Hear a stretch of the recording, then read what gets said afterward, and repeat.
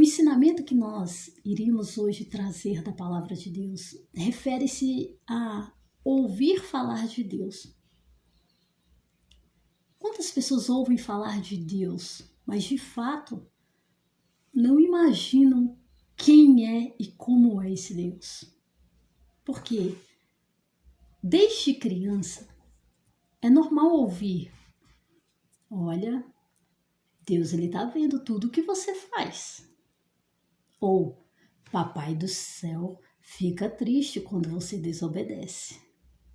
Ou ainda, quem faz coisa errada, Deus castiga. Agora imagine você ir alimentando isso desde a infância. E aí você cresce com essa perspectiva de um Deus mau, que é a mesma ideia de que você chegar para um adolescente, por exemplo, um jovem e ele falar do pai dele, né? Meu pai é muito ruim, meu pai é muito chato. Aí você pergunta, mas por que você tem essa visão? Porque ele não deixa eu fazer isso ou aquilo. Então a perspectiva dele é que o pai dele é ruim, é muito ruim, porque não deixa ele fazer aquilo que ele deseja fazer. Então a gente cresce com essa perspectiva, né, de que Deus está lá no seu trono, só esperando a gente dar um deslize para lançar toda a ira, toda a indignação dele na gente. E o ensinamento, hoje, a gente vai tirar lá de Jó. Porque na época de Jó, Deus era reconhecido como o autor, né, de todas as coisas, inclusive da vida, dos fenômenos naturais. E o sinal de que uma pessoa era justa e aprovada diante de Deus era uma riqueza. Isso era o sinal. Quando você fazia tudo certinho, não saía da linha, Deus ele te abençoava com riquezas. E essa era a crença, né, na época de Jó. Olha o que está em Jó 42, versículo 5, ele diz assim: meus ouvidos já tinham ouvido a teu respeito, mas agora os meus olhos te viram. E tanto é que vamos trazer a palavra de um dos amigos de Jó, que quando ele estava em dificuldade, foi lá, né, levar uma moral, dali, levar Jó a refletir. Por que aquilo estava acontecendo com ele? Será que ele realmente não estava passando por merecer? Ou o que estava acontecendo não era algo digno, merecedor realmente de estar acontecendo com ele? Olha só o que está lá no capítulo 4, versículo 7, diz assim: reflita agora, um amigo dele falando. Qual foi o inocente que chegou a perecer?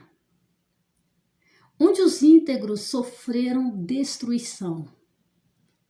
Pelo que eu tenho observado, quem cultiva o mal e semeia a maldade, isso também colherá. Essa era a crença que se estendeu desde o início da queda do homem, até muito tempo. Muito tempo. E aí, quando você...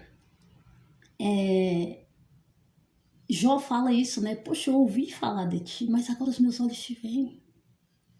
E quando ele tem ali o seu bate-papo pessoal com Deus, Deus começa a fazer perguntas simples. Para Deus é muito simples o que Deus está perguntando. Ele fala assim, fica aí como simples homem e responde o que eu vou te perguntar. Por exemplo, no capítulo 38, versículo 33, ele diz assim, você conhece as leis do céu? Você pode determinar o domínio de Deus sobre a terra? São perguntas que seriam simples hoje, né? Para a ciência, para teologia. Muitas pessoas conseguiriam responder hoje com facilidade. É simples. Contudo, quando Jó, no finalzinho lá, no capítulo 42, termina o seu bate-papo ali, ele fala uma coisa muito interessante. Ele diz assim, no versículo 6, Por isso, menosprezo a mim mesmo e me arrependo no pó da cinza. Agora, interessante nós observarmos que lá no capítulo 1, Jó é descrito como um homem justo, um homem íntegro, temia a Deus, evitava fazer o mal. Além de tudo isso, olha o que Jó fazia, era uma prática constante dele. Lá no versículo 5 diz assim: Jó tinha 10 filhos, onde 7 eram homens, 3 eram mulheres. Esses filhos, os homens, faziam seus banquetes em suas casas e convidavam as suas irmãs. Então eles comiam, bebiam.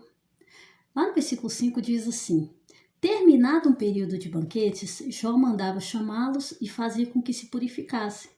De madrugada ele oferecia um holocausto em favor de cada um deles, pois pensava: talvez os meus filhos tenham, lá no íntimo, pecado e amaldiçoado a Deus. Essa era a prática constante de Jó. Agora pense você servir a Deus por medo, por pavor da sua justiça, da sua condenação, da sua rejeição.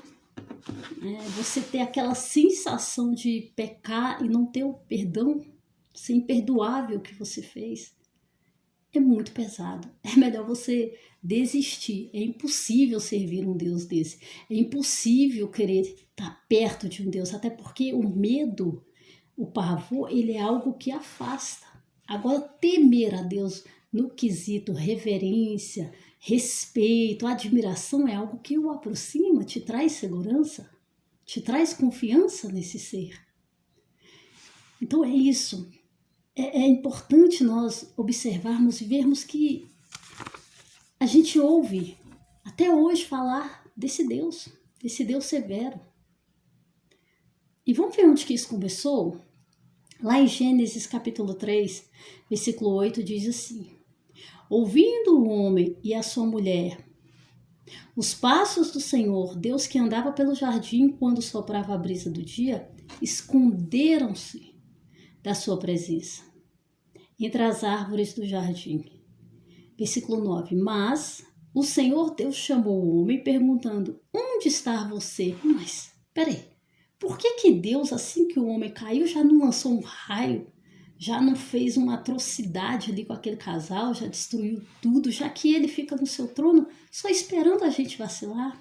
Só esperando a gente errar para vir jogar um raio na gente, sabe? E mostrar que ele é Deus. Mas olha o que ele fez. O homem conseguiu ouvir a sua voz, Deus se aproximou. Onde você está? E olha só o que o homem responde para Deus: ouvi os teus passos no jardim e fiquei com medo, porque estava nu, por isso me escondi. Aqui no caso, Adão, ele não ouviu falar de Deus, mas ele mesmo diz por que ele ficou com medo, porque ele estava nu, por causa da sua nudez. E por que esse Deus severo já não deu fim ali, já que Deus só fica esperando, né? Mas pelo contrário, o que Deus fez? Deus providenciou roupa. Deus, de fato, se aproximou e já deu a solução para a queda do homem. Já deu o resgate, já planejou naquele momento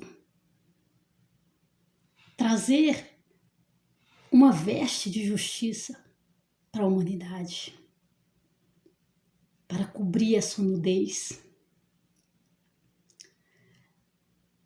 Então, que nós venhamos buscar cada dia mais conhecer de fato quem é Deus.